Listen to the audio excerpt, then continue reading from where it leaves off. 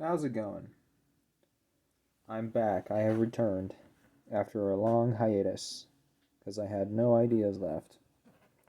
But I am here with a action figure review of a Spider-Man that I received, I'd say maybe a week ago. This is called Flip and Zip Spider-Man, and I always wanted him, but didn't know how to get him at the time that I first saw him. So, uh, 20 years later, I bought him myself, and this is a figure from 2003.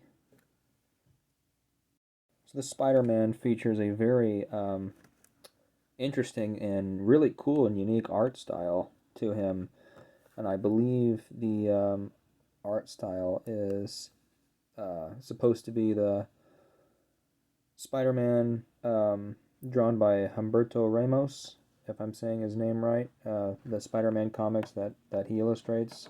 This is his style of Spider-Man, it looks like, and I think it's really cool. At first glance, I thought it was Ultimate Spider-Man from Mark Bagley, but it's not. And the indication for that is the hands and the mask.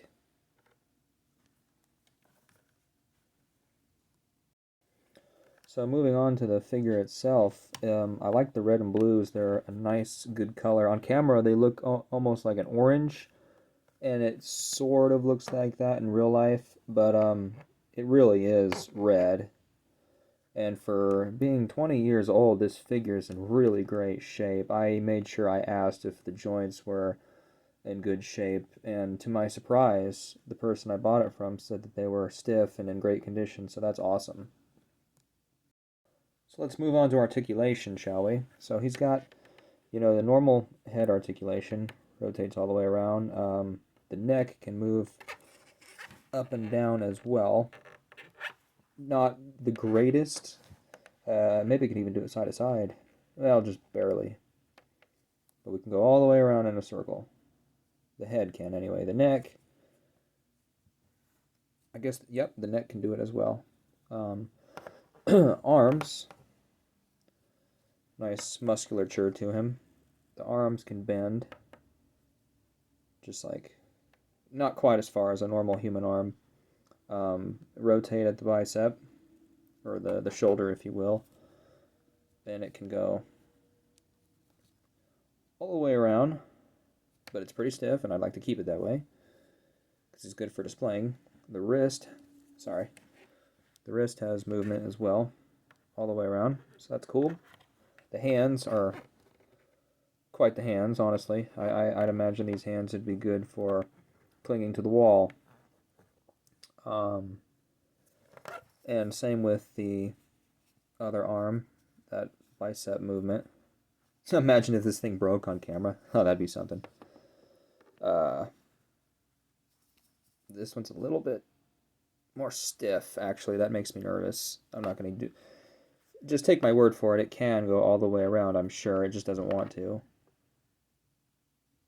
Then this arm can move up and down. The wrist moves side to side like it should, all the way around. And then you have your leg movement finally. You can go all the way out like that, like it's going to kick someone to either side of him.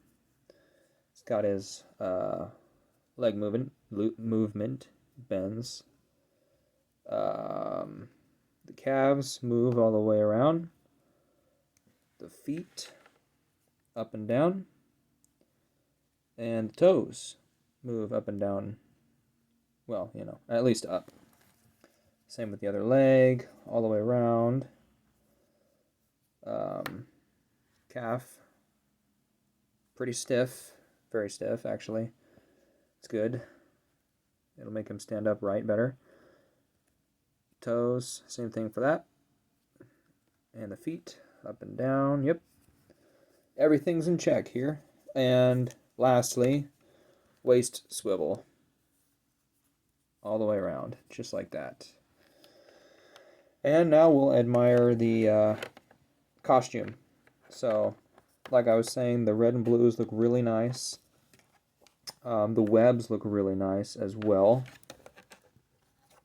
The mask looks really cool. Those big eyes, and well, it's the lenses that are big, really. The eyes are rather small. The lenses are big. I'm not really too sure why that was a design choice for the illustrator of the comics, but and I don't believe I own any of the comics illustrated by Humberto Ramos. I should probably get some because they probably have some good stories, I'm sure.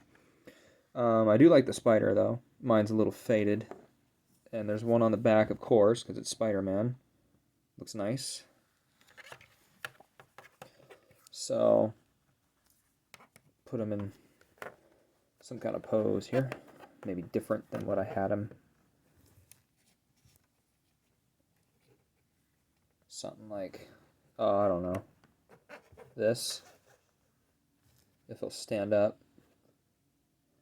Okay, from my angle, from where I'm sitting, he's looking like he's looking right at me, but from your guys' angle, he's looking up. So maybe if I put the head down some, that'll work.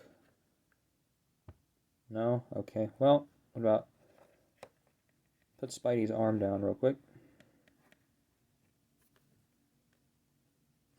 And you can't really see it very well, but his left foot is or sorry, his right foot is not even really touching the ground. There you can see now. See, that heel's not even touching the ground. So there you go. That is Flip and Zip Spider-Man, released in 2003 for the Spider-Man Classics line, I believe it was called. He actually does come with a gargoyle base. I just bought the figure loose. And I like the figure, and I've wanted him for years, and I'm glad I finally have him. He looks nice on my shelf. So yeah, thanks for watching.